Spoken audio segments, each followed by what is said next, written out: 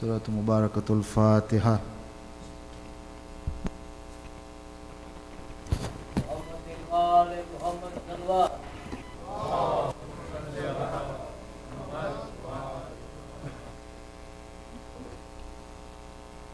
أعوذ بالله من الشيطان الرجيم.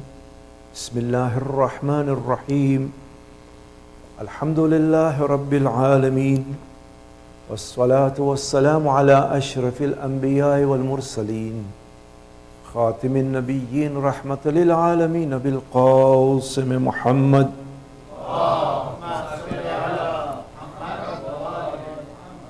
وعلى أهل بيته الطيبين الطاهرين المعصومين المظلومين.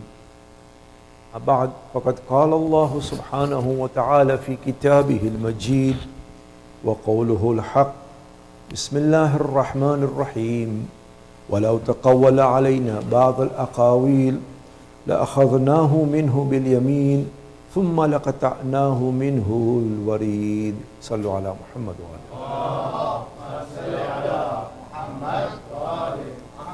Assalamu alaikum wa rahmatullah. We are gathered to mark the wafat of two very illustrious and important personages in our history. Our Prophet and our eighth Imam, Razavi alayhi salam.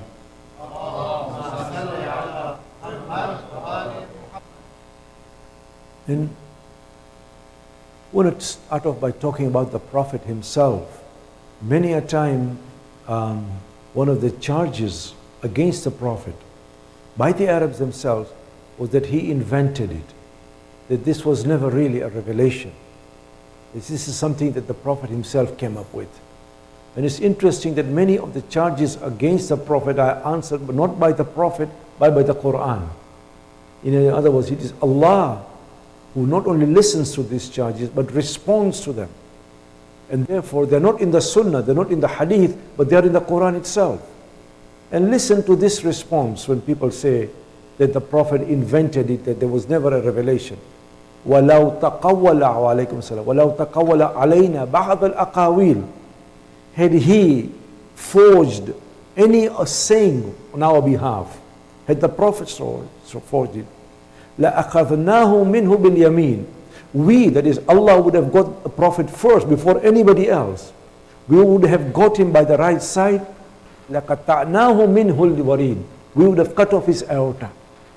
In other words, how dare could a Prophet, na'udhu billah, invent anything or say something unless and until it was Allah who asked him to say it.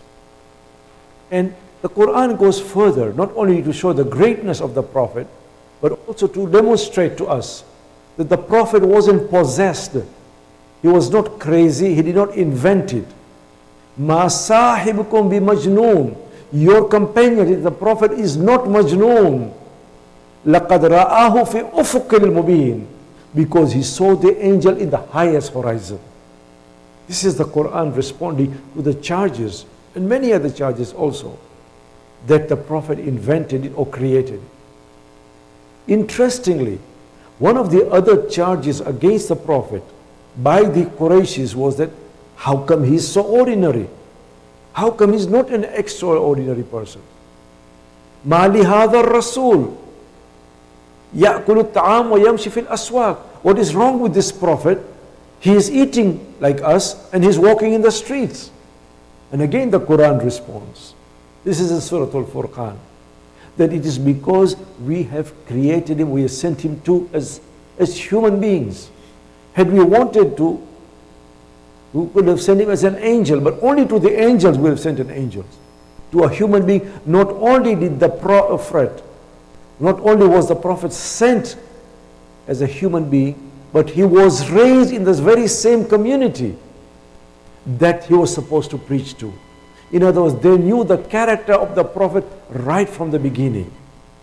It was because of this that the Prophet is addressed as Uswatul Hasana. Mind you, the Quran doesn't say that we have sent a model. We've sent a beautiful model. The word Hasana is added there. It's not only a model for you, but a most beautiful model. Somebody who grew up amongst you, was raised amongst you, was one of you. So you could see different aspects of this beautiful model. Sallu ala Muhammad wa ala.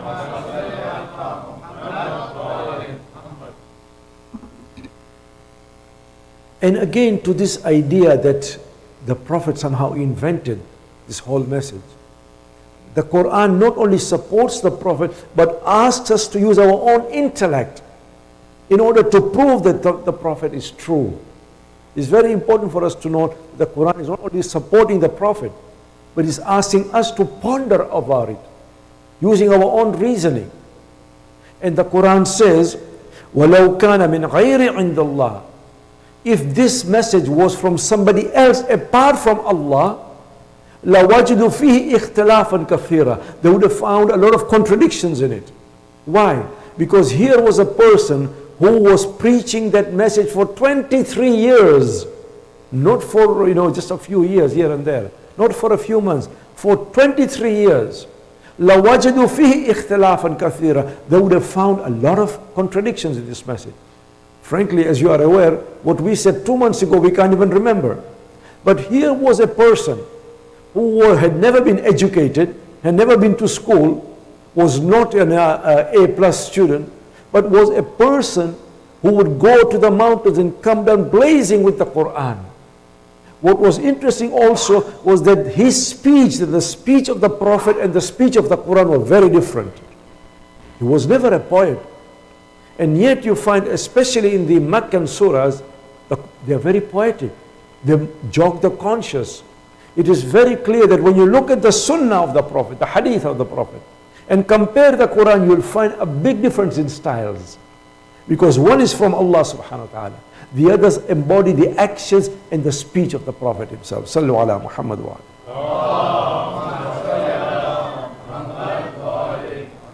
That, I think, goes to show how the Quran supports the Prophet. Not only in his character, but the fact that that message was not from the Prophet. It was from Allah subhanahu wa ta'ala. But the Quran goes further. That the Prophet is not just like some delivery postman or FedEx. He is one amongst you who is supposed to not only to preach, not only to teach, but more importantly to reach. Because it's very easy to teach, very easy to preach from the minbar. But to reach the hearts of the human beings and to turn those stone-hearted people into the most soft people, that was the biggest miracle that the Prophet ever achieved in his own time. Whereby what the Quran wants is that our ethics, our every limb in our body should move for the sake of Allah subhanahu wa ta'ala. What is so interesting about this model is it, not only is the Prophet Al-Amin, not only does he speak the truth, more importantly, he lives truthfully. To the extent, as you are aware, that when the Prophet asked the enemies, that if I was to tell you that there are enemies behind these mountains, people waiting to kill us, would you accept them? And they said, Ya Muhammad, we have never ever known you to lie. If you told us that there are people behind these mountains, we will believe you. Because you have never said anything which is contrary to the truth. And that's why it was important that the Prophet not only was born in Mecca, but was raised among the Meccans. So they could vouch for his truthfulness and his Ameen. This exemplary Prophet then was a beautiful model in different ways. Normally, when we model on somebody, we model because they may be a football star, or because he's a good person ethically, or because he's good looking, whatever it may be. But the Prophet's exemplary model was in different ways. That's why he wasn't just an exemplary model, he was a beautiful model, as the Quran is. Uswatul Hasana. He exemplified different aspects or character. Because to start with, he moved that concept of honor. And again, it's maybe difficult for us to understand this, but we have to put our minds in 7th century Arabia to truly appreciate the revolution that the Prophet brought. Not to 21st century Canada. Because in the 7th century Arabia, honor was measured by the tribe that you were born in. Honor was measured by how much money you had. The Prophet moved that honor from the outside to the inside, from noble superiority to noble character. Who you were born under and which family did not matter. What mattered was who you were as a human being. Therefore the Quran says, Inna akramakum indallahi atqakum. Your character, your nobility lies in your character, not in whether you are born in this Banu and that Banu. The Prophet also moved the whole concept of tribe from Banu Quraysh, Banu Qaynuqa, and this Banu, and to Banu Adam. There was only one tribe in reality, and that was the children of Adam. You can see the revolution in the mindset of the people that the Prophet brought. And he went even further, that the Prophet showed us the message of Islam. My sisters and brothers, I do not know whether you've noticed this, but there are some Muslims, especially what we may call a particular brand of Muslims, who think that the only way to be a good Muslim is to be a 7th century Arab, even today.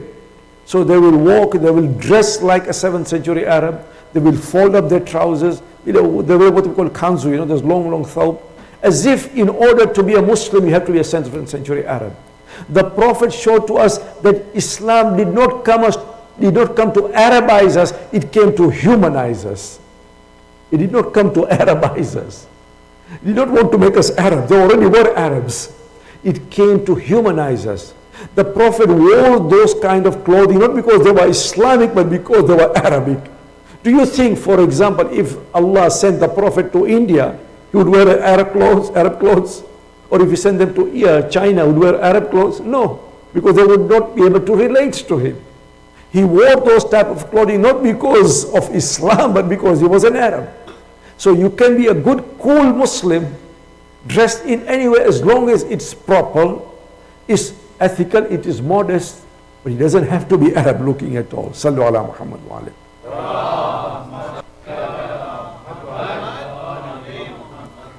That sense of beautiful model of the Prophet comes through various dimensions in the life of the Prophet.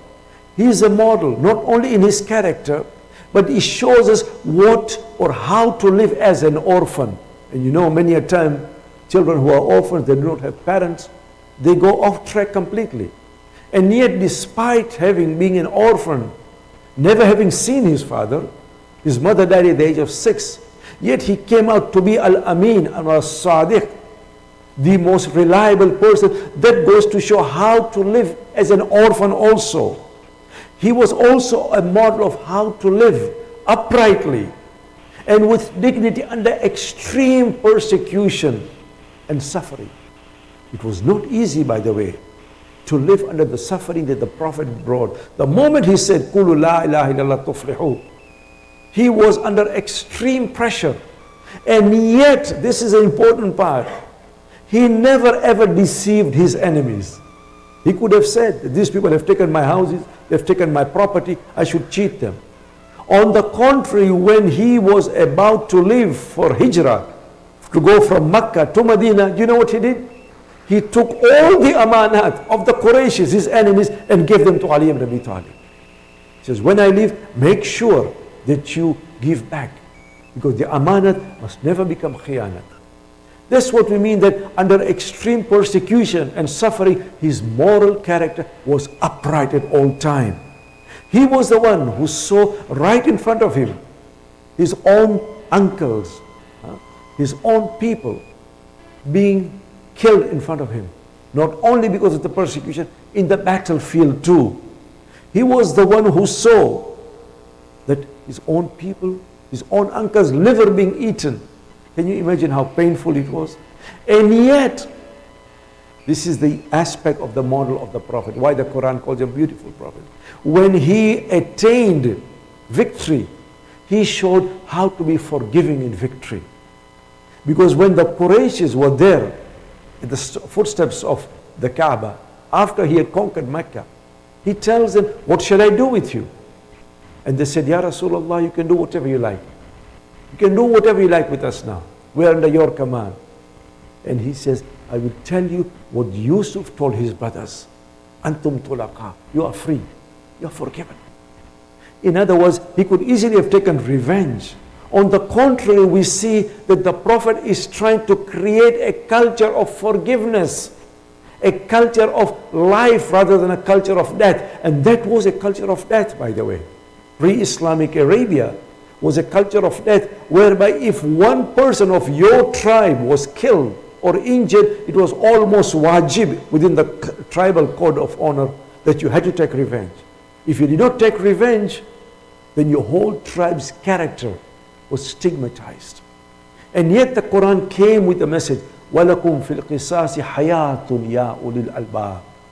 Even in qisas, even in retaliation, there is life of people of understanding.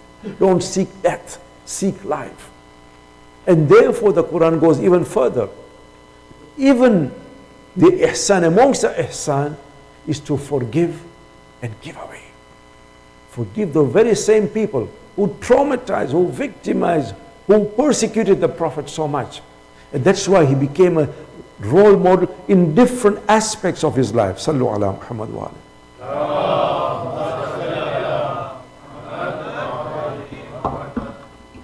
He was also a role model, not only in the outside, but in the spiritual aspects. My sisters and brothers, we often talk about the sunnah of the Prophet, that we follow the sunnah. We tend to restrict the sunnah to the hadith of the Prophet. And I'm not saying the hadith is not part of the sunnah. It is a part of the sunnah. What he said, how he prayed, etc., how he behaved with people, are all part of the sunnah of the Prophet. But there is one dimension of the sunnah of the Prophet that we hardly ever talk about. And this is how he experienced Allah subhanahu wa ta'ala. How he prayed, how he connected with Allah subhanahu wa ta'ala. That's why, as I said, he's called a sunnah of the Prophet. Because as the Quran reminds us, that even when it came, وَمِنَ اللَّيْلِ, the Quran tells us, فَاسْجُدُوا لَهُ وَسَبِّحُوا لَيْلًا طَوِيلًا. This is what the Prophet used to do.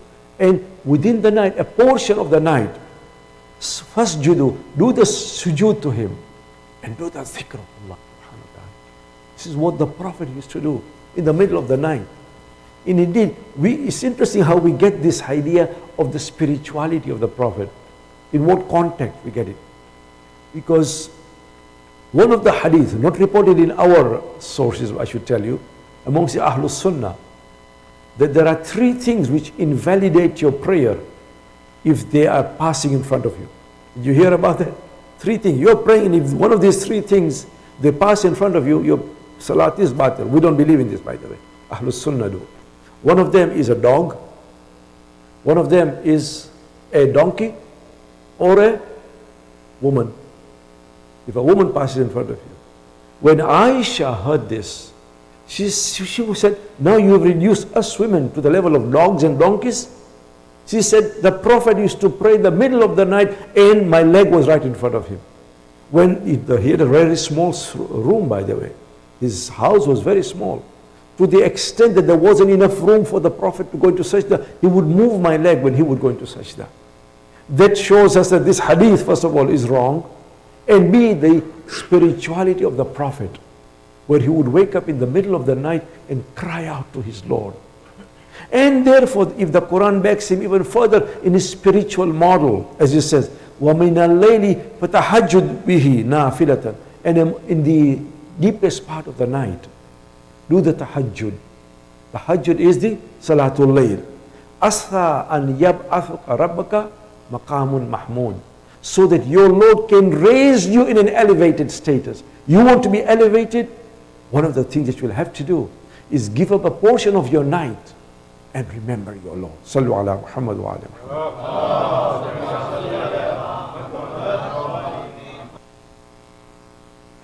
One of the different dimensions of the Prophet is, as I said, the model of beauty. In order to be that model of beauty, we have to beautify ourselves. And I'm not saying that outwardly, we need to beautify the soul. And therefore, one of the hadith of the Prophet says, تَخَلَّقُوا بِأَخْلَاقِ اللَّهِ. Adorn yourself with the akhlaq of Allah subhanahu wa ta'ala. In other words, if Allah is forgiving, you become forgiving. If He is compassionate, you become compassionate. We have been given those attributes by Allah. The challenge is not that we should have those attributes, the challenge is to develop those attributes and to increase in those attributes. In other words, to reflect those attributes in our life. And the more we beautify the soul, the more we beautify our character. In other words, to be fully human, we have to beautify ourselves fully.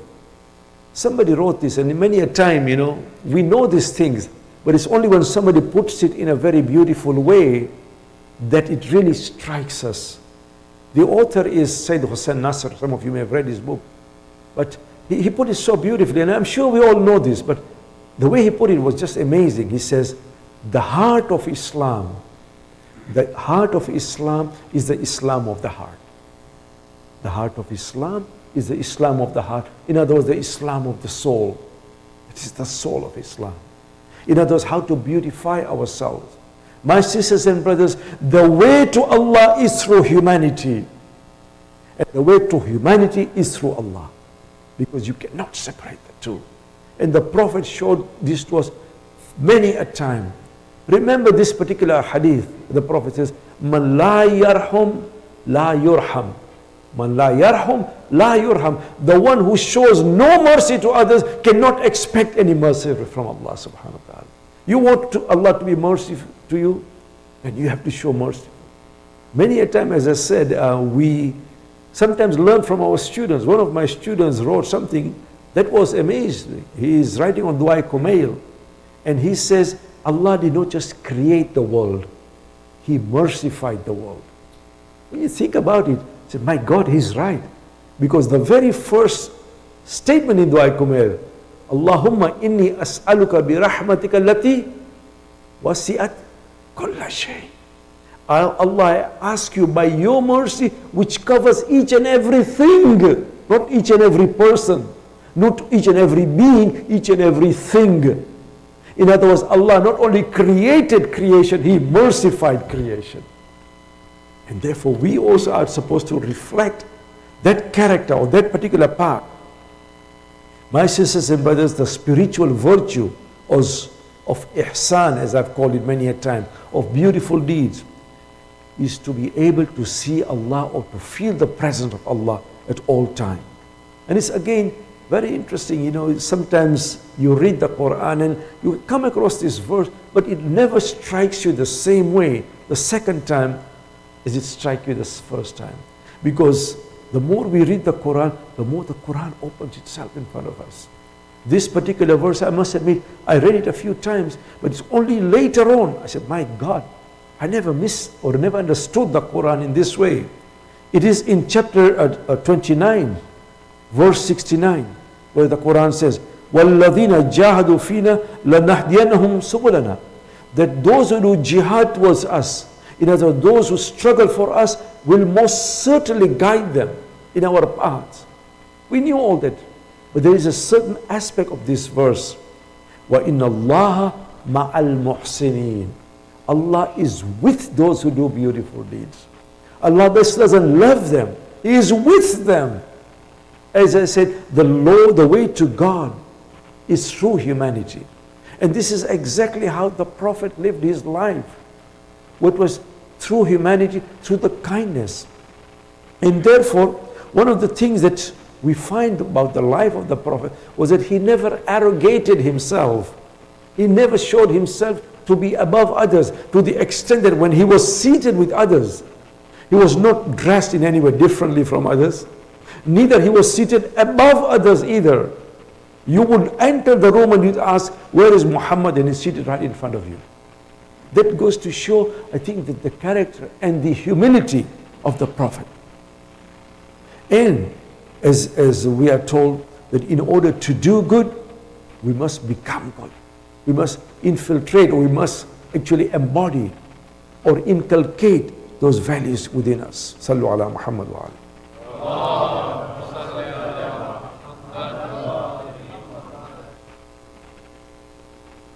The Prophet himself showed us in different ways how also to be practical. One of the things that we tend to think is that, especially some of the more fundamentalist ones, in order to be a good Muslim, you have to be not Western. as if everything Western is wrong or bad. I remember one of the students, long time ago, a youth came up to me and says, my daddy sends me to Pakistan every summer. He says, why does he send you to Pakistan every summer? So that I can become more Islamic.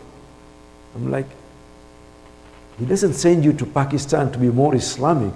He sends you to Pakistan to be more Pakistani. Because Islam doesn't lie in Pakistan, it lies in your heart. You can be in Timbuktu and be the best Muslim, and be in Makkah, you can be in Makkah and be the worst Muslim and the worst kafir. Because Islam does not reside in the land, my friend. Islam resides in our heart. Therefore, what the Prophet showed to us is to remove this concept that everything pre-Islamic was wrong. That's not true at all. Some people think that the more you are distant from America or American culture, the more Islamic you become. The moment you get influenced by American culture, therefore you have become less Muslim. That's wrong. Because you will see that amongst the laws of Islam I'm talking of, the social laws in particular, a lot, if not the majority of the laws were actually adopted from pre-Islamic Arabia. Pre-Islamic does not mean un-Islamic. Remember this much. Something which is American or Egyptian or African does not mean it's un-Islamic. What we have to do is to measure it by the ethical framework of the Quran. The ethical, moral framework of the Quran. If it goes against the ethics of Islam, is completely out. But as long as it does not go against or the basic framework of Islam, it's not against Islam necessarily. So many things that Muslims borrowed from the outside. Our laws I'm talking of. Islam, there are three types of laws, for those who may not be aware. In our ahkam, there are some which we call ahkam ta'sisi. Those laws which Islam established primarily to do with worship, about ibadat. Because the laws of ibadat, pre-Islamic Arabia, were wrong. They were worshipping idols. So those which are wrong. There are some which are called ahkam islahi. Those laws which Islam accepted but tweaked and changed. For example, marital laws. Islam did not come and say, because these are pre-Islamic, therefore it's haram. What Islam said is, if there are problems within these laws, then we'll change them.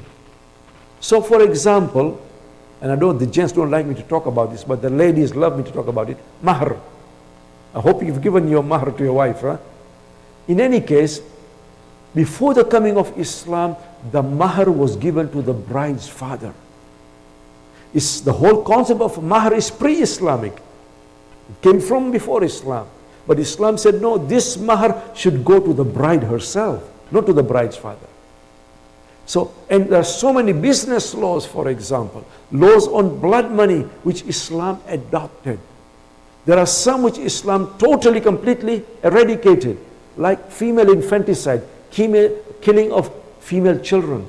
Just because you had a baby who happened to be a girl, and if you had too many girls in your family, we are all aware what they would do. They would bury a poor baby alive. And the Quran and Islam said, no, that's totally wrong. So the point I'm trying to drive at is how the Prophet was practical. He was not reactionary. He did not say that pre-Islamic is un-Islamic. On the contrary, he measured each and every law based on its merit. And you'll be surprised, so many institutions that we have today, that we have taken for granted, which is absolutely no basis in Islam. Absolutely none. But we say it's okay because it does not violate the ethical framework of the Quran. For example, the Khilafat, the Caliphate, which was there after the Wafat of the Prophet until Ataturk abolished it in 1924 in Turkey. So it was there for a good 1400 years almost. Now, where did this Khilafat come from? It's not there in the Quran. The Khalifa in the Quran is us, you, me, we're all Khalifas of Allah. But the Muslims created an institution which they felt worked for them. And there's nothing wrong in that. But the point is, it's not Islamic in the sense that Islam did not introduce it. Islam did not introduce it, it was introduced into Islam.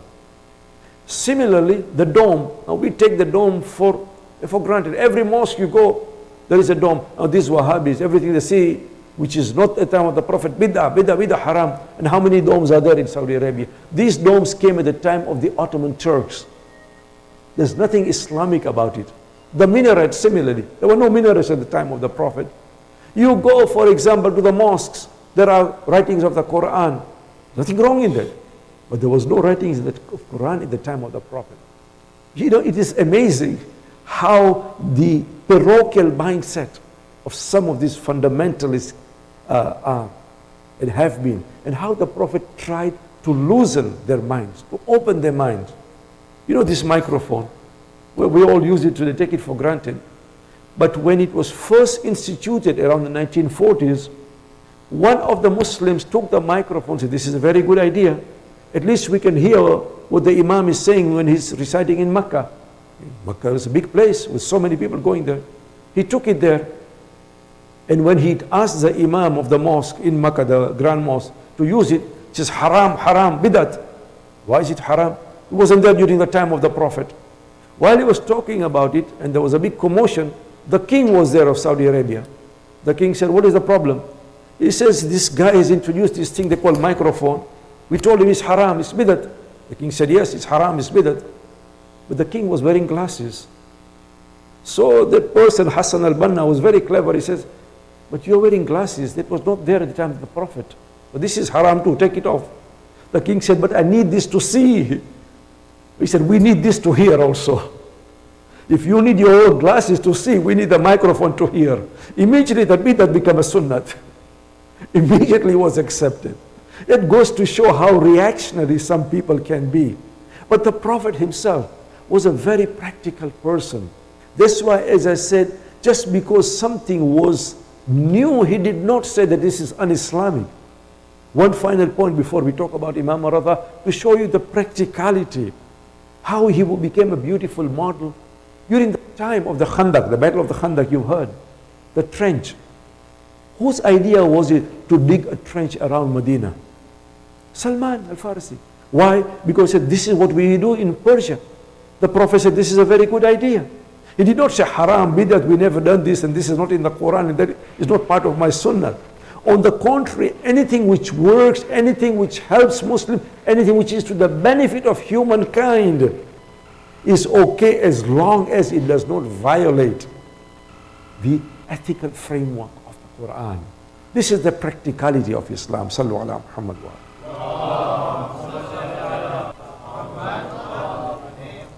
I want to say a few words about Imam Ar-Radha because it is also his Wafat that we are marking. There are 2 or 3 different aspects of Imam Ar-Radha. One of them was the challenges that he faced immediately. One thing that we will notice in our history, since the time of Imam Ja'far as-Sadiq, almost every Imam, after his death, there were a group who said that he is the Mahdi. So the concept of the Mahdi or the Messiah is nothing new. It was there during the time of the Prophet, yes, but to be applied to the Imams, it started from Imam Ja'far as-Sadiq. There was a group called Nawsiyah, and they believed that he was the Mahdi. So one of the challenges that Imam Ar-Radha faced was that a lot of Shi'as believed that Imam al-Kadhim was the Mahdi. They were called the Waqifiyah, those who stopped. And this Homs politics is nothing new. We talk of Homs politics, it was there during the time of the Imams. A group of the Imams, Imam al-Kadhim's followers, had collected different kinds of monies on his behalf because the Imam was in prison, you'll remember, for a long time, over 14 years. And what they did was, the moment they heard the Imam al-Kadhim had died, they said, he is the Mahdi, so that they could keep the money. Even though the Imam al-Kadhim's body was put on the bridge in Baghdad. But yet they denied it. And consequently, they believed that he was the Mahdi. One of the challenges that Imam Ar-Radha faced was to prove to these people that no, Imam al-Kadhim was actually dead, he was not the Mahdi, that he, that is Imam Ar-Radha, was the successor, the 8th Imam. The next challenge that he faced was that a lot of the people believed that he had no successor. Imam al-Jawad was born pretty late during the time of Imam Ar-Radha, in his 40s. It was only after Imam al-Jawad was born, and there were very few who actually saw him, because there was a danger to the life of the Imams. And therefore the Imam exposed them to Imam al-Jawad. And they were surprised that the young child can be, because he became an Imam. He was very young. And Imam al-Radha says, if Isa can be a prophet from the cradle, why cannot Muhammad be my successor from his young birth?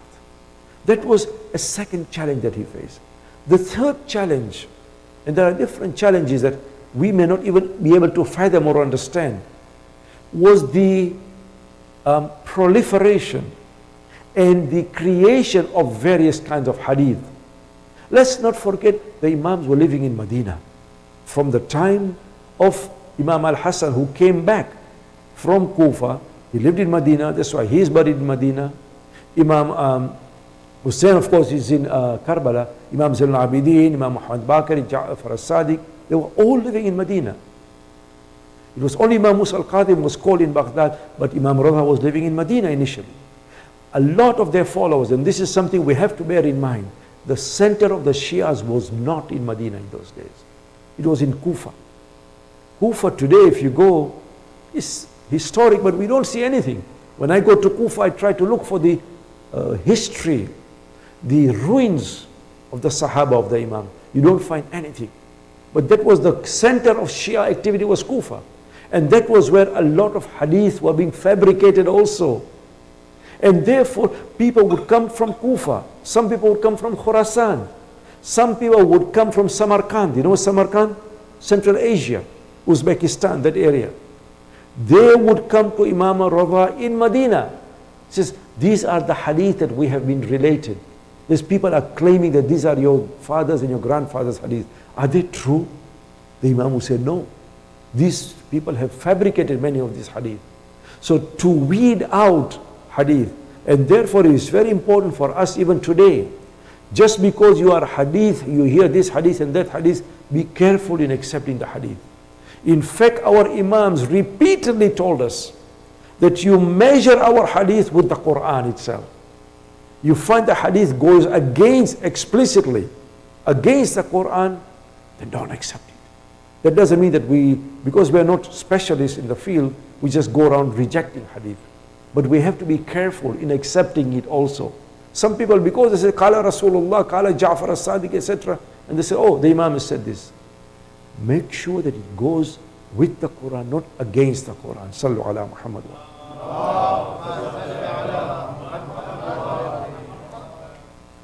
And of course, the main challenge for the Imam was also to be stuck in from Medina to be called to Sanabad.